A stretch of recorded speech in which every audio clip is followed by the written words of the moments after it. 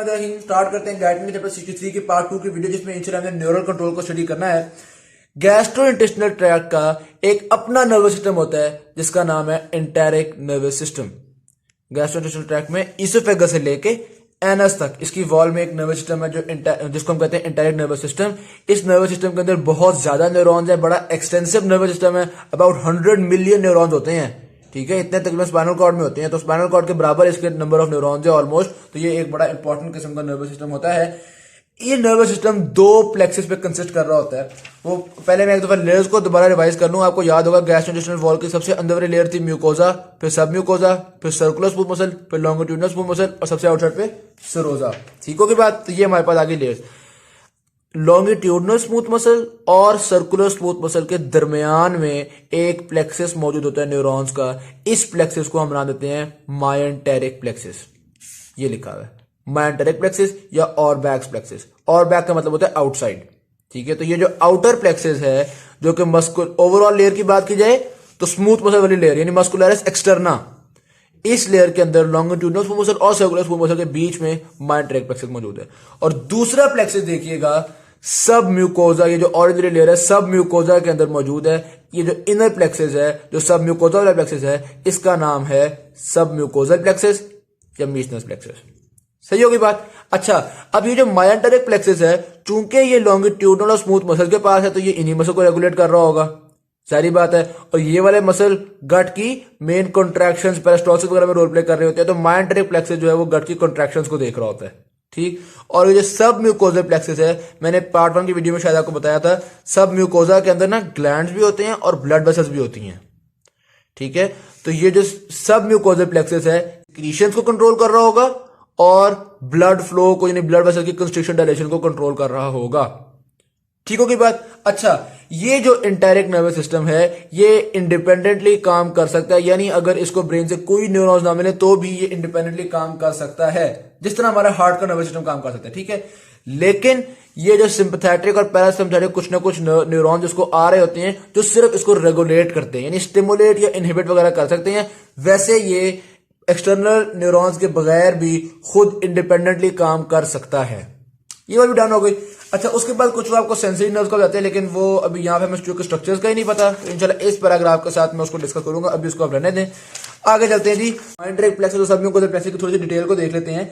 अच्छा, ये मायंटेरिक प्लेक्सिस हमें पता है लॉन्गिट्यूडिनल स्मूथ मसल्स और सर्कुलर स्मूथ मसल्स के दरमियान में मौजूद है, ठीक। जो कॉन्ट्रैक्शन है ना, उनको एक बार दोबारा हम देख लेते हैं। दो तरह की मेन कॉन्ट्रैक्शन हमने देखी है। एक तो है टोनिक कॉन्ट्रैक्शन, जो एक कॉन्टिन्यूस टोन है, जो हमेशा थोड़ी बहुत मेंटेन्ड होती है, जो हल्की सी कॉन्ट्रैक्शन हर वक्त मौजूद होती है, वो तो हो गई टोनिक कॉन्ट्रैक्शन।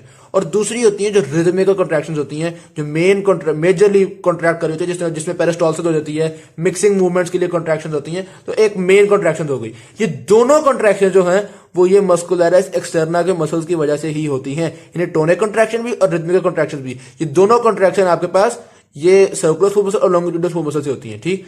अब जहन में सवाल आपके आ सकता है कि जो म्यूकस के स्मूथ मसल्स थे, म्यूकोजल स्मूथ मसल्स, उनकी कॉन्ट्रैक्शन से क्या होता है। इनकी कॉन्ट्रैक्शन से सिर्फ इनर वॉल की जो इनफोल्डिंग्स हैं उनको फर्क पड़ रहा होता है, उनको अभी हमने नहीं स्टडी करना। सही होगी बात। तो अभी हम देख रहे हैं मायंटेरिक प्लेक्सिस को स्टिमुलेट करने से क्या होगा। मायंटेरिक प्लेक्सिस को स्टिमुलेट करने से ये दोनों मसल्स की लेयर स्टिमुलेट हो जाएंगी, एक्साइट हो जाएंगी। जब ये एक्साइट होंगी तो वो जो टोनिक कॉन्ट्रैक्शन थी वो इंक्रीज कर जाएगी। तो नंबर 1, कॉन्ट्रैक्शन की टोन इंक्रीज कर गई। नंबर 2, जो रिदमिकल कॉन्ट्रैक्शंस थी, पेरिस्टॉल्सिस वगैरह, उनकी फोर्स बढ़ जाएगी, ठीक। और नंबर 3, रिदमिकल कॉन्ट्रैक्शंस का रेट भी बढ़ जाएगा। जिस तरह हमने पढ़ा था ना, सिंपैथेटिक स्टिमुलेशन में हार्ट रेट भी बढ़ जाता है और हार्ट कॉन्ट्रैक्टिलिटी भी बढ़ जाती है, कुछ उसी तरह यहां पे हम कह रहे हैं मायंटेरिक प्लेक्सिस को स्टिमुलेट करने से रिदमिकल कॉन्ट्रैक्शंस की इंटेंसिटी भी बढ़ती है और रिदमिकल कॉन्ट्रैक्शंस का रेट भी बढ़ता है, ठीक। और चौथी चीज, एक्साइटेशन वेव्स की कंडक्शन स्पीड ज्यादा हो जाएगी मायंटेरिक प्लेक्सिस में। तो 4 तरीकों से ये फंक्शंस को एक्साइट कर रही है। लेकिन कुछ जगहों पे मायंटेरिक प्लेक्सिस के इनहिबिटरी इफेक्ट्स भी होते हैं। गट में कुछ जगहों पे इसके इनहिबिटरी इफेक्ट्स भी होते हैं। हमें पता है अगर हमने फूड को मूव करवाना है तो सारे मसल्स का पेरिस्टॉल्सिस वगैरह तेज होना चाहिए, लेकिन जो आपकी गट के अंदर स्फिंक्टर्स होते हैं वो आपको पता है कि मूवमेंट को रोक रहे होते हैं, सारी सी बात है, अगर स्फिंक्टर बंद होगा तो वहां से फूड नहीं हो सकेगा। तो मायोएंटेरिक प्लेक्सिस स्फिंक्टर्स के मसल्स को इनहिबिट करता है, यानी वहां पे ये डायलेशन कॉज करवा देता है। तो कितना जबरदस्त काम कर रहा है, यानी ज्यादातर इसका एक्साइटेटरी इफेक्ट है, सिर्फ जो स्फिंक्टर्स वाली लोकेशन है वहां पे इसका इनहिबिटरी इफेक्ट है। और इनहिबिटरी इफेक्ट के लिए ये कुछ ऐसे सब्सटेंसेस रिलीज करता है, जिस तरह मिसाल के तौर पर एक इनहिबिटरी ट्रांसमीटर का नाम लिखा हुआ है वेजो एक्टिव इंटेस्टिनल पॉलीपेप्टाइड। ठीक है, तो इस तरह की चीजों से ये मुख्तलिफ स्फिंक्टर्स को, पैलोरिक स्फिंक्टर वगैरह, इन स्फिंक्टर्स को ये इनहिबिट करता है, यानी वहां पे स्मूथ मसल को रिलैक्स करवा रहा है और बाकी सारी जगहों पे ये चार काम करवा रहा होता है। तो हमने देख लिया मायोएंटेरिक प्लेक्सिस की स्टिमुलेशन से क्या फर्क पड़ता है। ठीक होगी बात। फिर आते हैं सब म्यूकोजल प्लेक्सिस की तरफ। सब म्यूकोजल प्लेक्सिस के अगर आप मसल्स को स्टिमुलेट करते हैं, मतलब सब म्यूकोजल प्लेक्सिस में अगर स्टिमुलेशन होगी तो ब्लड वेसल को फर्क पड़ेगा, सिक्रीशन को फर्क पड़ेगा, और उसके अलावा ये जो म्यूकोजल मसल्स हैं इनके कॉन्ट्रैक्शन की वजह से वो इनफोल्डिंग्स चेंज होंगी। मैंने आपको बताया था म्यूकोजल मसल्स के स्मूथ मसल सिर्फ इनफोल्डिंग को चेंज कर सकते हैं। ठीक है, तो ये फर्क पड़ता है आपके म्यूकोजल मसल से। सिंपल चीज थी। आई होप सो मायोएंटेरिक प्लेक्सिस और सब म्यूकोजल प्लेक्सिस आपको क्लियर हो गया। इन गाइड में उन्होंने डायग्राम भी उसकी बनाई हुई है। फिर आते हैं हम टाइप्स ऑफ न्यूरोट्रांसमीटर्स। ये जो एंटेरिक न्यूरॉन्स हैं ये मुख्तलिफ तरह के न्यूरोट्रांसमीटर्स रिलीज कर रहे होते हैं। कुछ के नाम हमने पहले पढ़े हुए हैं, जिस तरह हमने सेरोटोनिन पढ़ा हुआ है, डोपामिन पढ़ा हुआ है, नॉरएपिनेफ्रिन, एपिनेफ्रिन, एसिटाइलकोलिन, एडेनोसिन, ये हमने पहले भी पढ़े हुए हैं। और कुछ यहाँ पे फर्क नाम भी लिखे हुए हैं जो शायद आपने पहले ना सुने हुए हो, जिस तरह बॉम्बेसिन हो गया, मेटोस्टेटिन हो गया, और ये फर्क नाम 12 नाम यहाँ पे टोटल उन्होंने लिख दी हुए हैं। ठीक, अब वो बता रहे हैं कुछ न्यूरोट्रांसमीटर्स एक्साइटेटरी होते हैं, यानी कि वो एक्टिविटी को इंक्रीज करते हैं, और कुछ न्यूरोट्रांसमीटर्स इनहिबिटरी होते हैं, यानी कि वो एक्टिविटी को डिक्रीज करते हैं। जिस तरह मिसाल के तौर पे एसिटाइलकोलिन एक्साइटेटरी होता है, एसिटाइलकोलिन एक्टिविटी को इंक्रीज कर रहा है, और नॉरएपिनेफ्रिन एपिनेफ्रिन इनहिबिटरी होता है, नॉरएपिनेफ्रिन एपिनेफ्रिन एक्टिविटी को कम कर रहा है। और बाकी न्यूरोट्रांसमीटर्स भी इसी तरह से हैं, कुछ न्यूरोट्रांसमीटर दोनों काम भी कर रहे होते हैं, कुछ सिर्फ एक्साइटेटरी होते हैं, कुछ सिर्फ इनहिबिटरी होते हैं। बार्डन हो गई। अच्छा, एक चीज का ध्यान में रखिएगा पैरासिम्पथेटिक और सिम्पथेटिक के बारे में। ठीक, अभी हम उनको स्टडी करने लगे, उससे पहले एक बात मैं आपको बता दूं, सिंपैथेटिक नर्वस सिस्टम को अगर आप रिकॉल करेंगे तो हम क्या कहते थे, पूरी बॉडी में वेजोकंस्ट्रिक्शन कॉज हो रही है, ब्लड फ्लो को कम किया जाता है गट के अंदर। इसी तरह से उन जगहों पे जहां पे कोई खास एक्शन की जरूरत नहीं है, अब मिसाल के तौर पर बंदा रनिंग कर रहा है तो हम स्केलेटल मसल में ब्लड फ्लो इंक्रीज करते हैं, हार्ट में ब्लड फ्लो इंक्रीज करते हैं, ब्रेन में इंक्रीज करते हैं, लेकिन बाकी जो टिश्यूज हैं खासतौर पर गट के अंदर ब्लड फ्लो को डिक्रीज कर रहे होते हैं। ठीक, तो याद रखिएगा सिंपैथेटिक नर्वस सिस्टम गट के ब्लड फ्लो को डिक्रीज करेगा और पैरासिम्पथेटिक नर्वस सिस्टम गट के ब्लड फ्लो को इंक्रीज करेगा, क्योंकि आपको पता है पैरासिम्पथेटिक नर्वस सिस्टम का काम होता है दोबारा नॉर्मलाइज करना। तो सिंपैथेटिक नर्वस सिस्टम ने अगर एक्सरसाइज के दौरान गट के ब्लड को कम किया है तो पैरासिम्पथेटिक उस ब्लड को दोबारा नॉर्मल की तरफ लाएगा। तो जीआईटी के अंदर हम हमेशा देखेंगे पैरासिम्पथेटिक नर्वस सिस्टम एक्साइट करेगा और सिंपैथेटिक स्टिमुलेशन जो है वो इनहिबिट करेगी। ये पैरासिम्पथेटिक का जो एसिटाइलकोलिन है वो भी हमने कहा एक्साइटेटरी इफेक्ट रखता है, और सिंपैथेटिक नर्वस सिस्टम से आने वाला नॉरएपिनेफ्रिन एपिनेफ्रिन हमने कहा इनहिबिटरी इफेक्ट रखता है। सही होगी बात, समझ में आ जाएगी। सिंपैथेटिक नर्वस सिस्टम वैसे बॉडी में हमेशा एक्सरसाइज में मतलब काम करना शुरू करता है, लेकिन गट को ये इनहिबिट कर रहा है और पैरासिम्पथेटिक गट को एक्साइट कर रहा है। अब हम देखते लगे हैं कि किस तरह से पैरासिम्पथेटिक न्यूरॉन्स और ये इनके सिम्पैथेटिक न्यूरॉन्स आपके पास गट तक आ रहे होते हैं। तो थोड़ा सा हम स्ट्रक्चर को स्टडी करने लगे हैं। जो पैरासिम्पथेटिक न्यूरॉन्स हैं उनको हम दो पार्ट्स में डिवाइड कर रहे होते हैं। सही होगी बात। एक क्रेनियल पोर्शन डिवीजन और दूसरी सैक्रल डिवीजन। ये देखिएगा, ये मैंने शो कर दिया ब्रेन, ये ब्रेन स्टेम, और ये आगे आ गया का स्पाइनल कॉर्ड। ठीक, ये आ गया आपके पास क्रेनियल डिवीजन और ये आ गया आपके पास सैक्रल डिवीजन। क्रेनियल डिवीजन के जो न्यूरॉन्स हैं वो ये नर्व्स निकली और वेगस नर्व के थ्रू होती हुई आपके पास सप्लाई कर रही होती हैं इसोफेगस को, स्टमक को, स्मॉल इंटेस्टाइन को और first half of large intestine को, या initial portion of large intestine को। मैं रिपीट कर रहा हूं, क्रेनियल डिवीजन से पैरासिम्पथेटिक नर्व जो है वो वेगस नर्व के थ्रू आती हैं और वेगस नर्व के थ्रू आके ये इसोफेगस, स्टमक, स्मॉल इंटेस्टाइन और कुछ पोर्शन ऑफ लार्ज इंटेस्टाइन को ये सप्लाई कर रही हैं। ठीक, और कुछ नर्व फाइबर ऐसे होते हैं क्रेनियल डिवीजन के जो कि वेगस नर्व के थ्रू नहीं आते। ये आप देख सकते हैं, ये वो नर्व फाइबर्स हैं जो ओरल कैविटी को और फेरेंक्स वगैरह को सप्लाई कर रहे होते हैं। यानी ओरल कैविटी और फेरेंक्स के पास जो पैरासिम्पथेटिक्स आ रहे हैं वो वेगल नर्व के थ्रू नहीं आ रहे, बाकी सारे जो हैं वो वेगल नर्व के थ्रू ही आ रहे होते हैं। अच्छा, एक और चीज देखिएगा, ये न्यूरॉन्स निकले और ये जो नर्व फाइबर्स हैं ये पहली दफा जाके यहां पे गैंग्लिया बनाया इन्होंने, यानी कि जीआईटी के अंदर गैंग्लिया बनाया। ठीक, तो ये जो सारे न्यूरॉन्स हैं इनको हम प्री गैंग्लियोनिक फाइबर्स कहेंगे। पैरासिम्पथेटिक नर्वस सिस्टम के प्री गैंग्लियोनिक फाइबर्स आ रहे हैं। समझ में आ गई बात की। ये जो गैंग्लिया अगर मैं ये आपको दिखाऊं तो ये मिसाल की एज्यूम कीजिएगा ये वो पैरासिम्पथेटिक फाइबर आ रहे हैं, ठीक है।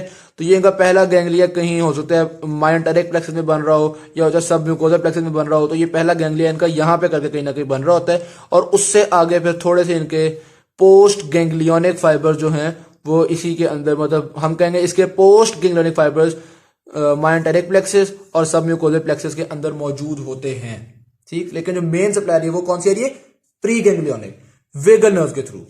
सही होगी बात, ये बात क्लियर हो गई। Cranial division I hope so clear हो गई।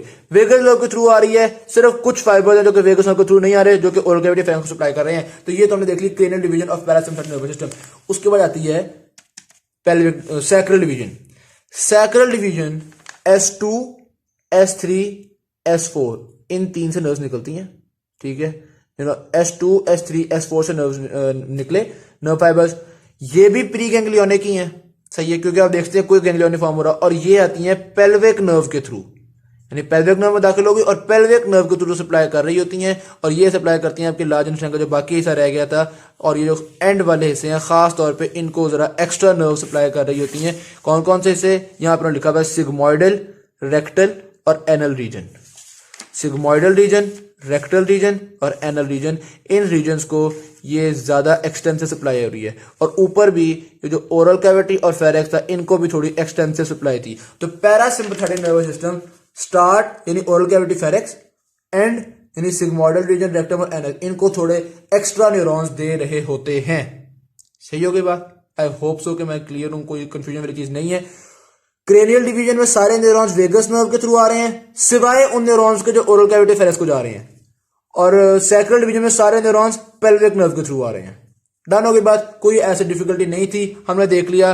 प्री गैंग्लियोनिक फाइबर जाते हैं पैरासिम्पथेटिक नर्वस सिस्टम में, और कोई इसमें ऐसा कंफ्यूजन, और ये सारे एक्साइटेटरी होंगे, ठीक। फिर आते हैं हम सिंपैथेटिक स्टिमुलेशन की तरफ। सिंपैथेटिक नर्वस सिस्टम का जो स्ट्रक्चर है उसको हम स्टडी करते हैं।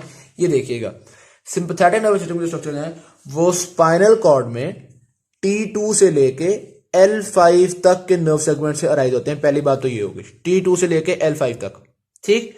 ये नर्व फाइबर्स निकलेंगे और ये नर्व फाइबर्स निकल के यहाँ पे गैंग्लिया फॉर्म कर देते हैं। इन ये गैंग्लिया होते हैं आपके पास प्री वर्टिब्रल गैंग्लिया, ठीक है। Superior mesenteric ganglia, inferior mesenteric ganglia, इस तरह के गैंग्लिया हैं, ऐसे पहले गैंग्लिया। तो ये आपके पास आ गए प्री वर्टिब्रल गैंग्लिया। अच्छा, ये मैंने जो शो की ना ब्लू कलर की, ये है सिंपैथेटिक चेन।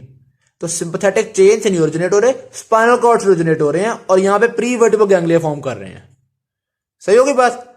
अच्छा जी, अब गैंग्लिया के बाद जो फाइबर्स निकलते हैं उनको हम कहते हैं पोस्ट गैंग्लियोनिक फाइबर्स। तो ये चीज हमें रखिएगा कि सिंपैथेटिक नर्वस सिस्टम के पोस्ट गैंग्लियोनिक फाइबर्स हमारी गट की तरफ जाते हैं, और फिर ये फाइबर्स पूरी गट को इवनली डिस्ट्रीब्यूट हो जाते हैं। यानी हमने पैरासिम्पथेटिक में तो पढ़ा था ना, ओरल कैविटी फेरेक्स और ये आखिरी रीजन को ज्यादा एक्सटेंसिव सप्लाई थी नर्व सप्लाई। सिंपैथेटिक में ऐसा नहीं है, सिंपैथेटिक पूरी गट को एक नॉर्मल सप्लाई प्रोवाइड कर देता है।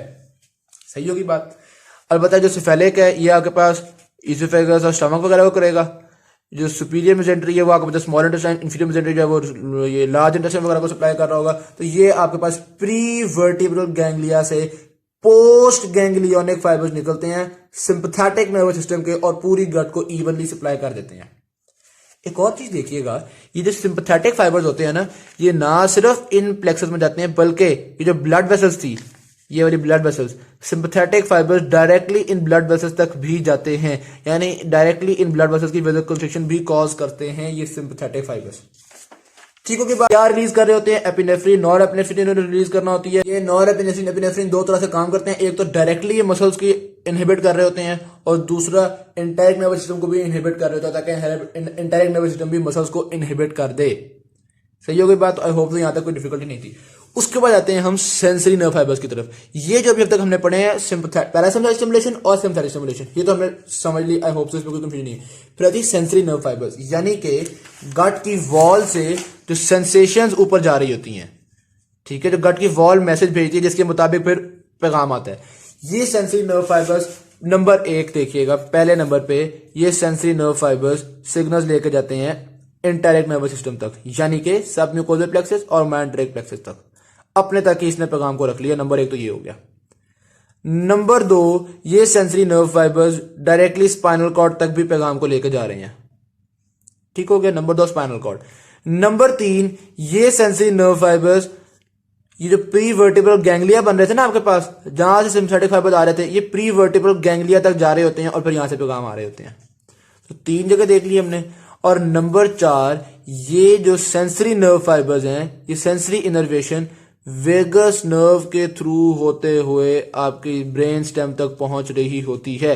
तो वेगस नर्व में दोनों तरह के न्यूरॉन्स हैं, वो न्यूरॉन्स भी हैं जो कि गट तक पैगाम को ला रहे हैं पैरासिम्पथेटिक नर्वस सिस्टम के, और वो न्यूरॉन्स भी हैं जो कि सेंसरी सेंसेशंस को ऊपर तक ले जा रहे हैं।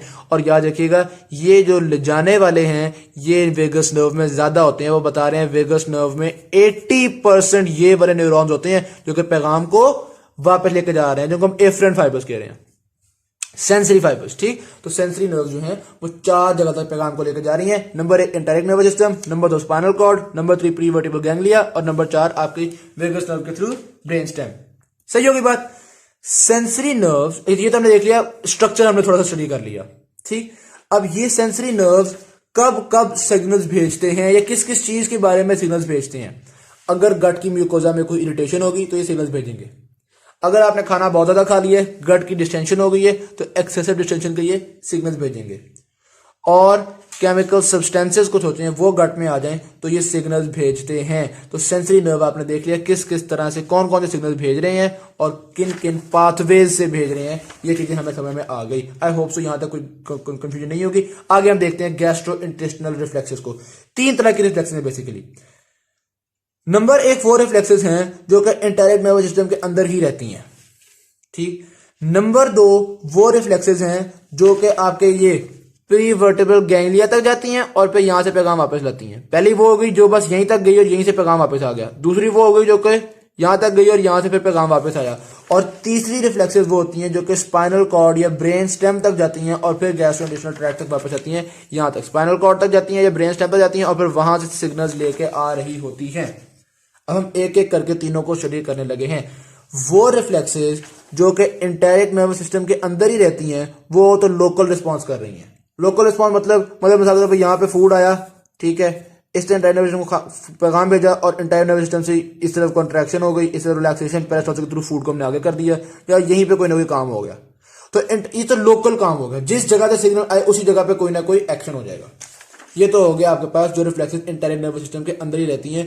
लोकल इनहिबिटरी या पेरिस्टालसिस या मिक्सिंग कॉन्ट्रैक्शंस, इनके लिए इसने रोल प्ले कर लिया। सही होगी बात। रिफ्लेक्सेस है, सेकंड टाइप ऑफ रिफ्लेक्सेस, ये हमें पता है कि प्री वर्टिब्रल गैंग्लिया तक जाते हैं। यानी इस तरह से होता है कि गट के किसी पार्ट से सेंसरी फाइबर्स पैगाम लेकर जाते हैं प्री वर्टिब्रल गैंग्लिया तक और फिर प्री वर्टिब्रल गैंग्लिया से गट के किसी और पोर्शन पे कोई ना कोई पैगाम जा रहा है। ठीक, ये लोकल नहीं होते, ये बहुत लॉन्ग डिस्टेंसेस दूर तक पैगाम भेज सकते हैं। मिसाल के तौर पे अगर स्टमक के अंदर खाना आया है और स्टमक चाहता है कि कोलॉन यानी लार्ज इंटेस्टाइन जगह बनाए, कोलॉन अपने अंदर से कुछ रिमूव करे वेस्ट को और अपने अंदर जगह बनाए, तो अब स्टमक यहां तक पैगाम कैसे भेजे। अगर सिर्फ अपने एंटेरिक नर्वस सिस्टम को भेजा तो ये तो वहीं तक आ जाएगा।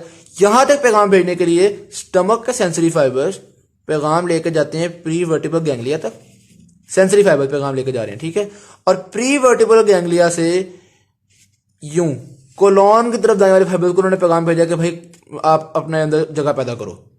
समझ में यही बात की आपको।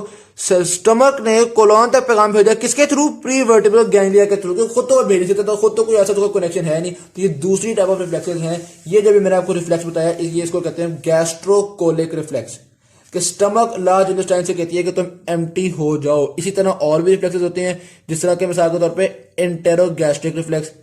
इसमें क्या होता है कि जब लार्ज इंटेस्टाइन स्मॉल इंटेस्टाइन इनके अंदर फूड आता है तो ये स्टमक को इनहिबिट करते हैं।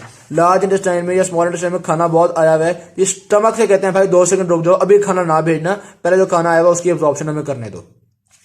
सही होगी बात। और इसी तरह के और भी रिफ्लेक्स हैं। तीसरा रिफ्लेक्स जो मैंने बताया वो है कोलोनोइलियल रिफ्लेक्स। इसमें ये होता है कि जो कॉलोन होता है ये इलियम से कहता है कि अभी मेरे अंदर खाना ना भेजना, इनहिबिट करता है कि इसके अंदर कोई खाना आए।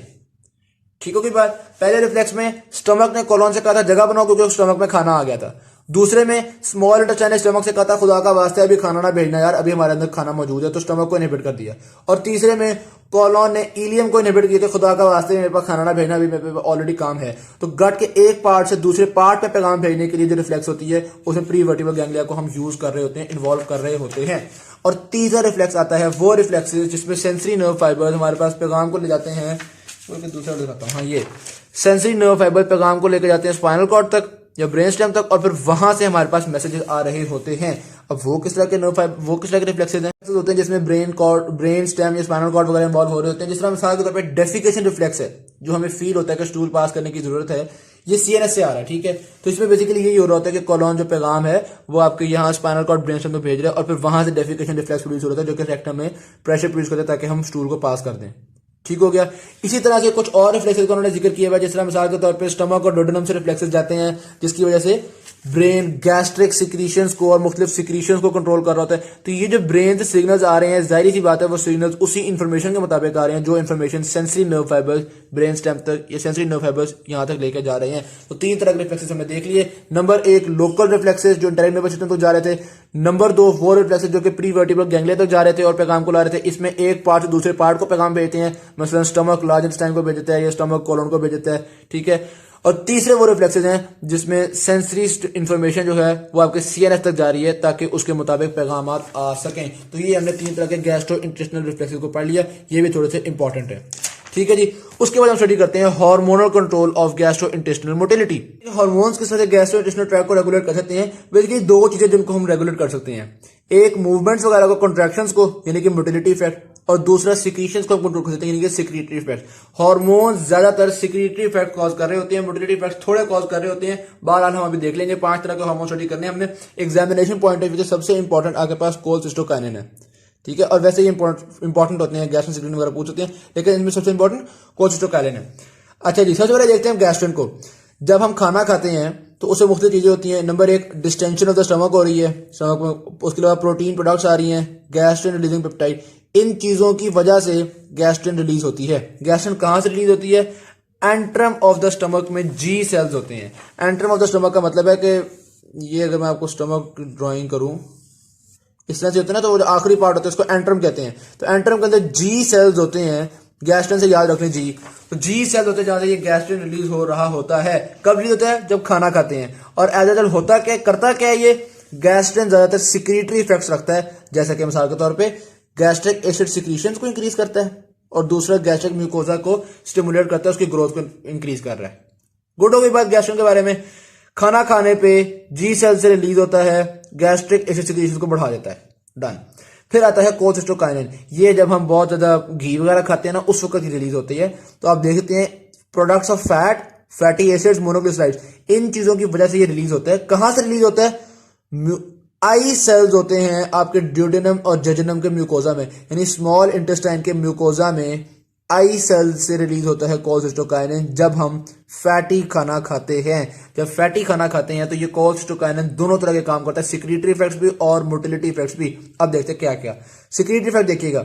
ये गॉल ब्लैडर की स्ट्रॉन्ग कॉन्ट्रैक्शन करवाता है ताकि ढेर सारा बाइल है, वो कहते हैं यार फैट आया है, हमने डाइजेस्ट करना है, खुदा का वास्ते बाइल भेजो, तो ढेर सारा बाइल आता है। दूसरा, ये स्टमक को भी इनहिबिट करते हैं, कहते हैं यार 2 सेकंड अभी खाना ना भेजना, पहले फैट आया है जिसको हमें डाइजेस्ट करना है। और तीसरा, ये भूख को भी कम कर देते हैं, इनहिबिट्स एपेटाइट। जो बंदा कहते हैं ना बड़ा भारी खाना था, खा के भूख मुझे, तो वो यही होता है कि एपेटाइट कम हो गई है। अब कोलेसिस्टोकाइनिन रिलीज हुआ है और उसने आपकी एपेटाइट को इनहिबिट कर दी है। क्यों? क्योंकि यार पहले बहुत ज्यादा फैट्स आए हुए हैं, वो चाह रहे हैं, तो 3 तरह के काम कर रहे हैं। एक, वो कहता है बाइल भेजो यार, फैट्स आए मेरा डाइजेस्ट करना है। दूसरा, स्टमक से कहते हैं यार प्लीज थोड़ा इनहिबिट हो जाओ, अभी खाना मजीद ना भेजना, फैट आए मेरा डाइजेस्ट करना है। और तीसरा, भूख को ही कम कर देते हैं कि भाई अभी खाना बंद कर दो, फैट आए मेरा डाइजेस्ट करना है। ठीक, तो कोलेसिस्टोकाइनिन के दोनों तरह के इफेक्ट्स हो गए, सिक्रीटरी इफेक्ट्स भी और मोटिलिटी इफेक्ट्स भी। फिर आता है सिक्रीटिन, नाम से एस से सिक्रीटिन, एस से एस सेल्स। ये ड्यूडेनम के म्यूकोजा में मौजूद एस सेल्स से रिलीज हो रहे होते हैं। कब रिलीज होते हैं? जाहिर बात है जब आपके स्टमक से खाना आता है तो स्टमक में से बड़ा एसिडिक खाना आता है, ठीक है। तो वो एसिडिक खाना जब स्मॉल इंटेस्टाइन में आता है तो ये सिक्रीटिन रिलीज होता है, और सिक्रीटिन पैंक्रियास से कहता है कि भाई जरा बाइकार्बोनेट भेजो, मेरे पास बहुत एसिडिक खाना आया, मैंने उसको न्यूट्रलाइज करना है। ठीक हो गई बात। फिर आता है ग्लूकोज। अब इसने भी सिक्रीटरी इफेक्ट किया, मोटिलिटी इफेक्ट खास नहीं किया। फिर आता है ग्लूकोज डिपेंडेंट इंसुलिनोट्रोपिक पेप्टाइड। ये आपके पास मोटिलिटी इफेक्ट भी थोड़े बहुत कर रहा होता है। क्या कर रहा होता है? यही कि स्टमक को कह रहा होता है कि यार तुम अभी खाना कम भेजना है। ये भी स्मॉल इंटेस्टाइन के मसल से रिलीज हो रही है, ठीक है। ये भी स्मॉल इंटेस्टाइन के मसल से म्यूकस से रिलीज हो रही है। सिक्रीटिन भी स्मॉल इंटेस्टाइन की म्यूकस से रिलीज हो रही है। कोलेसिस्टोकाइनिन भी ड्यूडेनम जजनम यानी कि स्मॉल इंटेस्टाइन की म्यूकस के सेल से रिलीज हो रही होती है। सही होगी बात। ये नंबर 1 काम, स्टमक से कहते हैं थोड़ा कम खाना भेजना। और नंबर 2, इंसुलिन सिक्रीशन को स्टिमुलेट करता है। एमसीक्यू के पॉइंट ऑफ व्यू से बड़ा इंपॉर्टेंट, इंसुलिन सिक्रीशन को स्टिमुलेट कौन कर रहा है? ग्लूकोज डिपेंडेंट इंसुलिनोट्रोपिक पेप्टाइड, या दूसरा नाम इसका गैस्ट्रिक इनहिबिटरी पेप्टाइड भी होता है। और पांचवा जो हमारे पास हार्मोन है वो है मोर्टिलिन। जब इंसान भूखा होता है, जब इंसान ने रोजा रखा हुआ होता है, तो मोर्टिलिन रिलीज होता है और ये आपके पेरिस्टाल्सिस को इंक्रीज कर देता है। हर 1.5 घंटे बाद, 90 मिनट्स बाद ये अचानक मतलब कॉन्ट्रैक्शंस करवाता है, इंटरमिटेंट कॉन्ट्रैक्शंस करवा रहा होता है, जिसकी वजह से हम कहते हैं कि बहुत भूख लगी हुई है, उन्हें भूख फील हो रही होती है। वो ये चीज है बेसिकली आपके पास मोर्टिलिन। तो मोर्टिलिन सिर्फ मोटिलिटी के इफेक्ट कर रहा है, गैस्ट्रिन सिर्फ सिक्रीटरी इफेक्ट्स रख रहा था, कोलेस्टोकाइनेस मोटिलिटी इफेक्ट्स भी थे, सिक्रीटरी इफेक्ट्स भी थे। इसके थोड़े से सिक्रीटरी मोटिलिटी इफेक्ट होते हैं, बाकी सिक्रीटरी इफेक्ट होते हैं। ये हमने मेजर में चीजें देख ली हैं, बिल्कुल सिंपल चीजें हैं, आप एक दफा लिख लेना। तो हर एक के बारे में 2-3 बातें होती हैं सिर्फ। गैस्ट्रिन के बारे में 2-3 क्या है? खाना खाने पर रिलीज होगा, स्टमक के जी सेल्स रिलीज होगा और गैस्ट्रिक सिक्रीशन को इंक्रीज करेगा। कोलेस्टोकाइनिन फैटी फूड खाने पर रिलीज होगा, डोडेनम जजनम के म्यूकोसा के आई सेल्स रिलीज होगा, ठीक है। और 3 काम जो करेगा वो ये है, एपेटाइट को कम करेगा, स्टमक के कॉन्ट्रैक्शन को कम करेगा और गॉल ब्लैडर की सिक्रीशन करवाएगा। सिक्रीटिन ये आपके पास स्मॉल इंटेस्टाइन में एसिडिक फूड आने की वजह से रिलीज होगा, एस सेल से रिलीज होगा और काम इसने पैंक्रियास से बायोकार्बोनेट की सिक्रीशन को बढ़ाना है, ठीक। ये गैस्ट्रिक इनहिबिटरी पेप्टाइड ये आपके पास रिलीज हो रहा होता है जब, अच्छा हाँ, ये मैंने आपको बताया ही नहीं कब रिलीज हो रहा होता है। इसमें उन्होंने कहा है बेसिकली अमाइनो एसिड्स, पेप्टाइड्स के आने, अमाइनो एसिड्स और फैट्स वगैरह, फैटी एसिड वगैरह के आने से रिलीज हो रहा होता है और कुछ ना कुछ कार्बोहाइड्रेट्स का भी इफेक्ट होता है, कार्बोहाइड्रेट्स के आने से भी रिलीज हो रहा होता है। तो यानी कि खाना खाने पे जब चीजें आ रही होंगी तो उसकी वजह से रिलीज हो रहा होगा। बेसिकली हो तो सारे खाना खाने से रहे हैं, लेकिन खाना खाने के मुख्तलिफ एस्पेक्ट्स हैं। जिस तरह कोलेस्ट्रॉल खाना खाने में जो फैट्स होंगे उनकी वजह से रिलीज होगा, ठीक। सिक्रीटिन खाना खाने में जो स्टमक से एसिडिक चीजें आ रही हैं उनकी वजह से रिलीज होगा। गैस्ट्रिन आप देख रहे हैं इसके अंदर उन्होंने बताया डिस्टेंशन हो रही है खाना खाने की वजह से और प्रोटीन इन चीजों की वजह से रिलीज हो रहा है सारी चीजों में फूड इन्वॉल्व है सिवाय मोर्टिलिन के। मोर्टिलिन वो वाहिद है जो कि फास्टिंग में रिलीज हो रहा होता है, बाकी सारे कुछ ना कुछ आपके पास फूड की वजह से ही हो रहे होते हैं, लेकिन फूड की मुख्तलिफ एस्पेक्ट्स है जो कि उनको रिलीज करवा रहे होते हैं। बस सिंपल चीज है, मैंने नहीं कहा मजीद इसकी गहराई में जाना चाहिए। बाकी इंशाल्लाह पार्ट 3 की वीडियो में हम चैप्टर को खत्म कर लेंगे। थैंक यू वेरी मच, अल्लाह हाफिज़।